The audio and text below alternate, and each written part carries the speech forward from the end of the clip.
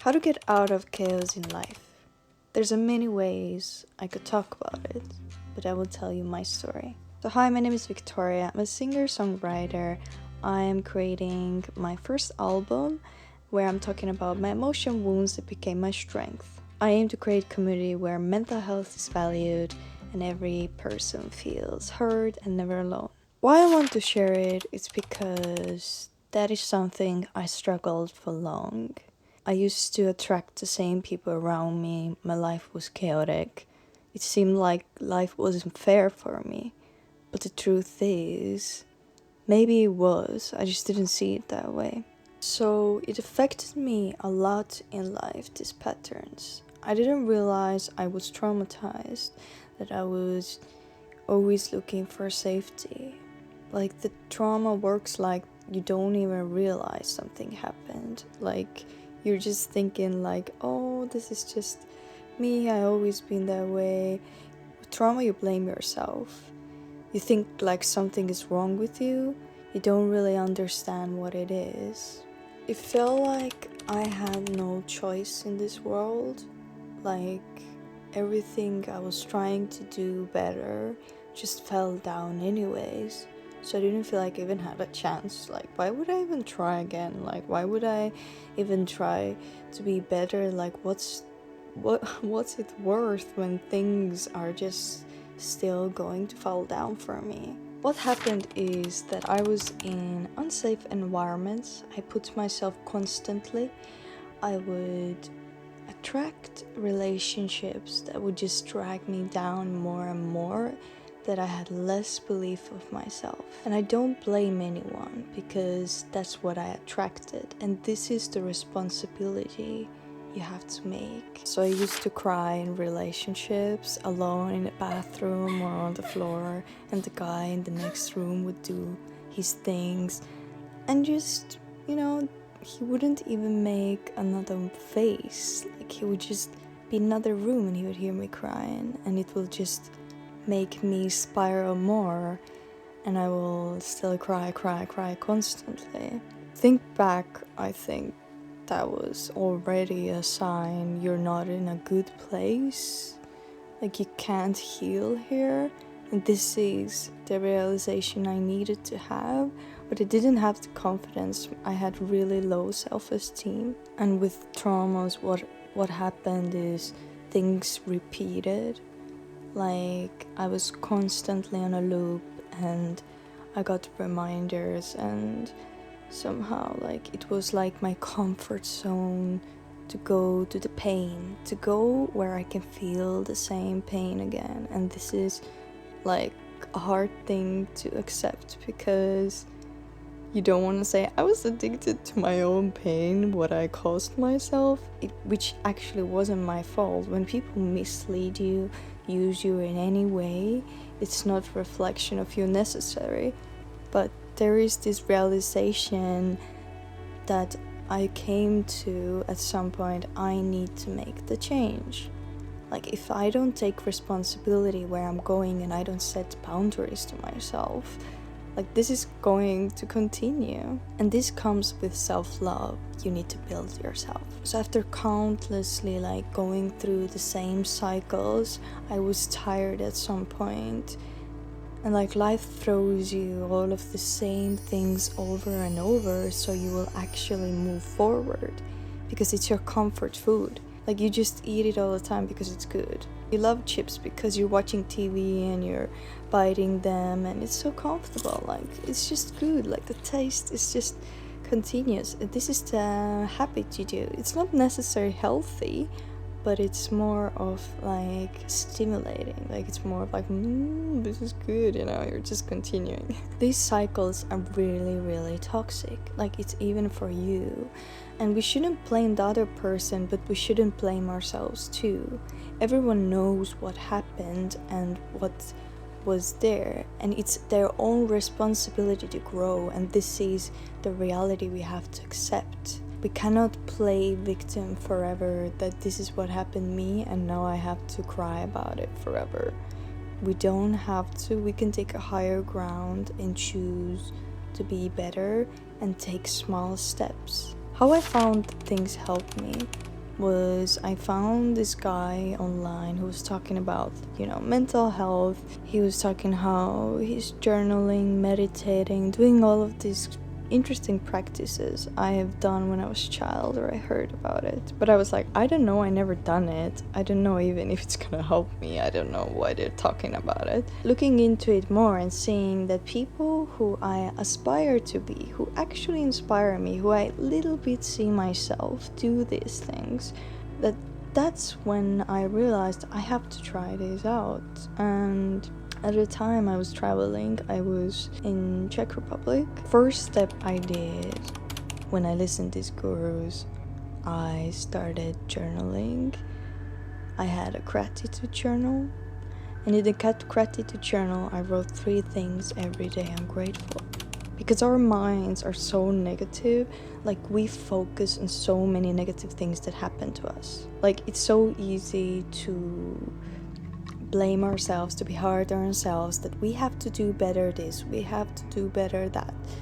But reality is you cannot do everything all the time, 100%, and that's the reality of it.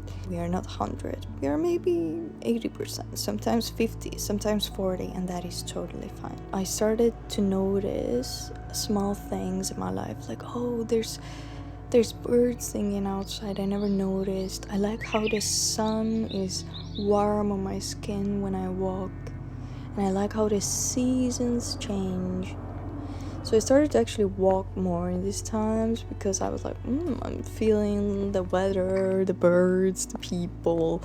So everything started with this journal, and then I started to practice a lot of other habits I had. So I started to meditate. I did like 1 minute a day. I did it 1 month or 2 months. I did 1 minute a day. I journaled about how am I feeling today, what went well, what could I do better, what is the one lesson I can take away, and one thing I can do. This is how I started. Like everything gradually came to my life. First gratitude, first month. Then I added the meditation. Then I added the journal. So I had like 30 minutes or 1 hour of practices in the morning. And this is the time I was like, I need to fill my cup. I need to put in my cup to understand what is wrong with me, to face myself. And the biggest thing that actually healed me was meditation and journaling and everything together I was doing these exercises on Pinterest where you would write down all of your reflections, like these different questions, like what do you want in your life and how do you see yourself in 30 years, like all of these questions I was uncovering for myself, and in the internet I found like free questions and people were talking about it. So I was constantly feeding myself with things that can grow me and make me understand myself. And of course, one big thing that really healed me over those years was singing, because I was doing it anyways for a pretty long time, because I'm writing about my emotions. And this is how I got them out, because I'm more of like a sponge. I take information and I keep it inside.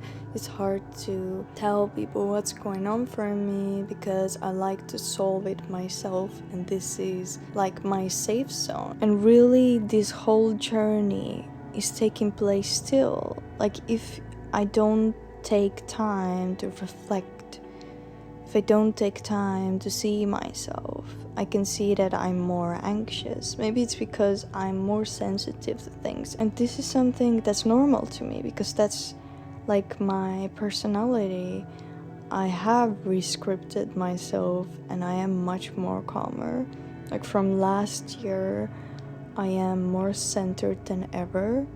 Because the moment you start to grow, the moment life throws you things you have to fight with, you have to show that you actually learned, that you don't go into this flow where they can take you away again, that you can go to the same you. And even if you do it, because I did it multiple times, I went back there and I realized I wasn't in a good place. Even if you attract a partner or you're in a situation where you know you're unsafe, get out of there. The moment you get the idea, you need to get out of there and have even set new rules, right? New boundaries. The boundaries can have nonsense boundaries at first, because you're trying to be safe at first and heal from this trauma you have. Mindfulness doesn't just come to you. You have to practice it. Just like your mind is used to go to these places where it's like anxious, and because it's something you learned and your body is actually trying to protect you, so it's pretty normal. Slowly your reality will shift and you will see it. And once I noticed a little shift in my life, I was like, wow, this is something different. That's the moment something clicks for you. When you're reflecting back 2 or 3 years and you're like, whoa, I used to write like that, and now I'm writing these things. Like, this is a huge win, because you had to go through battle. You had to go through mental battle that some people didn't have to. But I also think that everyone has their own battle. Only compare yourself with yourself, because everyone is going through different journeys. And that's the thing, we don't know what everyone is going through. That's why we have to be careful what we say and how we show up. And that's why I think it's important to take care of yourself and find things that help you to be better, that help you and others in the end. Because if you grow, you can see that others are growing too. What was it like when a change came? Was surprising, refreshing. I felt like I had a chance in life. I felt like I was worth it. I never thought so. I never thought I would get even there. I was like, wow, Victoria, you actually did it. Like, you're not the same girl because you fought hard. And that's amazing. Like, pain makes us grow and makes us stronger. And I think part of our life is pain, and we have to accept it. It may take, in reality, years, and that's the truth. If you've been sold that you can be better within a week, it's false hope. Everyone's journey is different. Your whole life, you're gonna have experiences. You're gonna have to figure out. You're gonna have to reflect yourself. You're gonna have to face yourself. You're gonna have to be real with yourself. And that is life. But you don't have to think it's that bad. It's actually part of life that can be beautiful. And I think that's what I found. I found that the pain I felt and the challenges I'm going through even now are there for greater reasons. This is how I'm feeling now. I think there's a lot of people who suffer in silence, because it's really hard to sometimes tell how you're suffering, because you don't want anyone to help you. You just want to be the strongest guy in the world, but you can't be, so you don't want to even like tell them what's going on. So that's the reality. But you don't have to be this way. You don't have to suffer that long. It is worth it, and you are worth it. And finding this peace for yourself is worth it, even when it takes you 5 years, I don't know, 3 years, more, I don't know, 10 years.